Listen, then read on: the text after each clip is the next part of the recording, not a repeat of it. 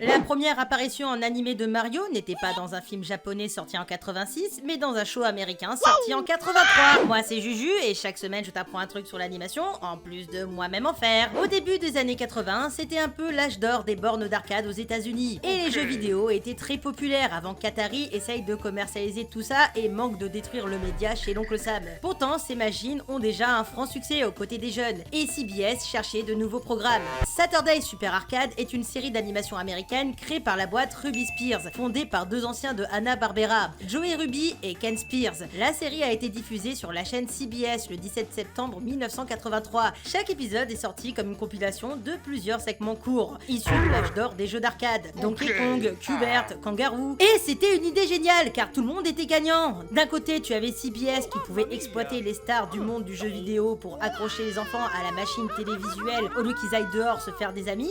Et de l'autre côté, les boîtes de jeux avaient le droit à une pub gratuite pour leur borne d'arcade pour accrocher les enfants à la machine télévisuelle au lieu qu'ils aillent dehors pour se faire des amis.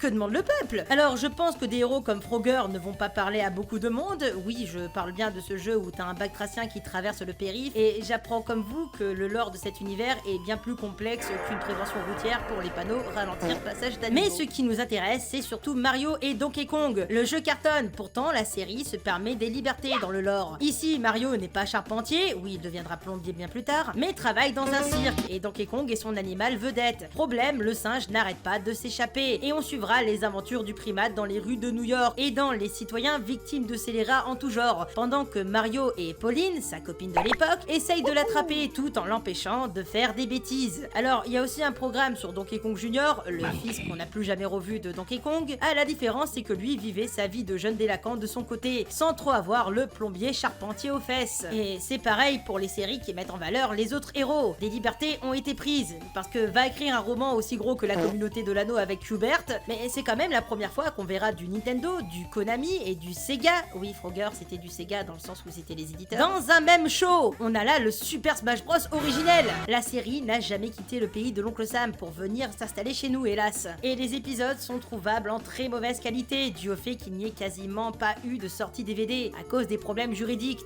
dû au fait que chaque licence appartenait à une boîte distincte et que Konami, qui en avait le plus, allait soit tout prendre, soit pas assez. De plus, le show n'est pas très intéressant en soi, c'est rigolo parce que c'est Mario, mais voilà. Si je peux conclure sur une anecdote, c'est que la première voix de Mario, c'était aussi la première voix d'Optimus Prime. Ça, c'est stylé. Let's go!